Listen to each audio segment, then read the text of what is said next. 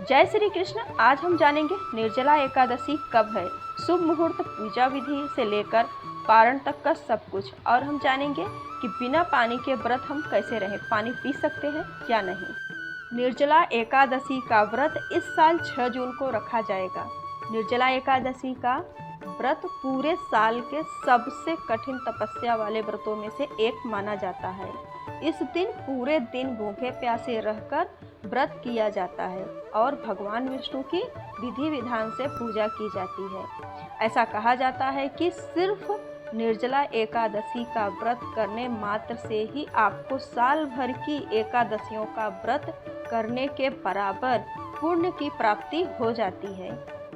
निर्जला एकादशी जेठ माह के शुक्ल पक्ष की एकादशी को मनाया जाता है। आइए आपको बताते हैं कि निर्जला एकादशी पूजा का शुभ मुहूर्त और पूजा विधि, पारण का समय। पंचांग के अनुसार जेठ माह के शुक्ल पक्ष की एकादशी तिथि 6 जून को रात 2:15 पर शुरू हो रही है, जो 7 जून को सुबह 4:43 पर समाप्त होगी। ऐसे में उदया तिथि के अनुसार निर्जला एकादशी का व्रत 6 जून को रखा जाएगा। जो गृहस्थ लोग हैं रख सकते हैं। इसके अलावा वैष्णव एकादशी, वैष्णव संप्रदाय के जो लोग हैं 7 जून को एकादशी व्रत रखेंगे।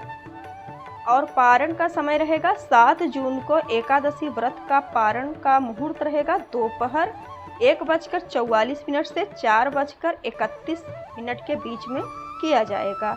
पारण तिथि के दिन हरिवास समाप्ति होने का समय रहेगा सुबह 11:25 तक में। वैष्णव एकादशी यानी कि जो 7 तारीख को व्रत करेंगे उनके लिए पारण का समय रहेगा 8 जून को। वैष्णव एकादशी के लिए पारण का शुभ मुहूर्त रहेगा 5:23 से 7:17 के बीच में किया जाएगा। पारण तिथि के दिन द्वादशी का समाप्ति का जो समय रहेगा, द्वादशी समाप्ति जो समय रहेगा वो 7:17 तक रहेगा। एकादशी व्रत नियम की शुरुआत 10वीं तिथि से हो जाती है। 10वीं तिथि पर घर के कार्यों को समाप्त करने के बाद स्नान ध्यान करें। साधक को गंगा जल पानी से स्नान करे और आचमन कर एकादशी व्रत का संकल्प ले। इसके बाद पीले रंग के कपड़े पहने और सूर्य देव को जल अर्पित करें। अब भक्ति भाव से लक्ष्मी नारायण जी की पूजा करें। 10वीं तिथि पर सात्विक भोजन करें। साथ ही ब्रह्मचर्य नियमों का पालन जरूर से करें। किसी के प्रति कोई वैर भाव न रखें और ना ही किसी का दिल दुखाएं। अगले दिन यानी कि एकादशी तिथि पर, अभी हम 10वीं तिथि की सुन रहे थे, अभी एकादशी तिथि पर ब्रह्म बेला में उठना है, ब्रह्म मुहूर्त में उठना है। इस समय लक्ष्मी नारायण जी का ध्यान करते हुए उन्हें प्रणाम करें और ओम नमो भगवते वासुदेवाय का पाठ भी करते रहें। अब घर की साफ सफाई करें और अपने घर के कामों से निवृत्त होने के बाद गंगा जल युक्त पानी से स्नान करें। इस समय हथेली पे थोड़ा सा पानी लेकर आचमन करें। आचमन के समय ओम केशवाय नमः, ओम नारायण नमः, ओम माधवाय नमः, इन मंत्रों को बोलना है। अब अंत में अंगूठे से मुख को पोंछकर ओम गोविंदाय नमः मंत्र का उच्चारण करते हुए अब पीले रंग के कपड़े पहनकर सूर्य देव को जल अर्पित करें। सूर्य देव को जल अर्पित करते समय कुछ मंत्रों का उच्चारण करते रहिए जो आपको आता है। अब पूजा घर में चौकी पर लाल या पीले रंग का कपड़ा बिछाकर लक्ष्मी नारायण जी की प्रतिमा स्थापित करें। इस समय कुछ मंत्रों का उच्चारण करते रहिए। इसके बाद पंचामृत से आप स्नान कराइए। फिर फूल, धूप, दीप, नारियल, चंदन, मिठाई, तुलसी और पंचामृत आदि से लक्ष्मी नारायण जी की विधि विधान से पूजा करें। पूजा के समय विष्णु चालीसा स्तोत्र, स्तुति पाठ का, विष्णु मंत्र का जप करें। साथ ही पूजा के समय निर्जला एकादशी व्रत का पाठ अवश्य करें। पूजा के अंत में लक्ष्मी नारायण जी की आरती कर सुख और सौभाग्य और समृद्धि की कामना करें। दिन भर निर्जला उपवास रखें। और हाँ, जिससे निर्जला उपवास नहीं किया जाता वो जल भी पी सकता है और एक टाइम फल भी खा सकता है, लेकिन उपवास जरूर करें।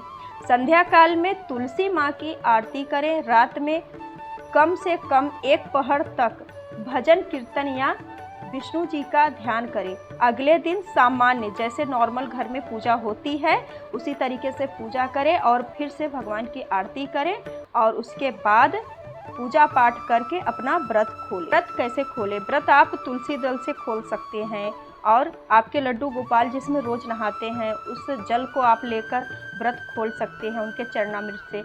और आप जो भोग लगाते हैं यानी कि द्वादशी के दिन खीर या कुछ मीठे का भोग लगाते हैं उस भोग को लेकर आप अपना व्रत खोल सकते हैं। निर्जला एकादशी के दिन दान का भी बहुत महत्व है। आप जिस दिन व्रत करते हैं एकादशी वाले दिन उस दिन भी आप सबको जल फल का दान कर सकते हैं, लेकिन द्वादशी के दिन अपना पारण करने से पहले आप कुछ सामग्री निकाल दें जो दान करना है। निर्जला एकादशी के दिन जल और अन्न का दान करना चाहिए। इसके साथ ही मिट्टी के कलश, फल, कपड़े, वस्त्र, छाता, जूता, चप्पल आदि का भी दान करना चाहिए।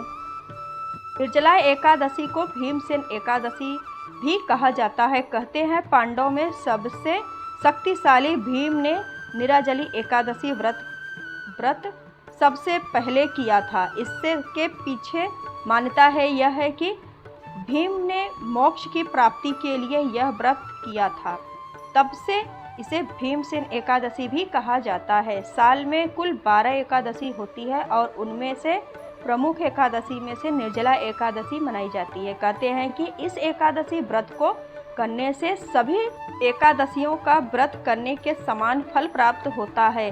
मान्यता है कि इस दिन अन्न और धन का दान करना बहुत ही शुभ माना जाता है। ऐसे में करने से पैसों की कमी नहीं होती है और अपने आपके घर में हमेशा बरकत बनी रहती है। इसलिए निर्जला एकादशी का व्रत और दान दोनों बहुत ही महत्वपूर्ण है और ज़रूर करना चाहिए।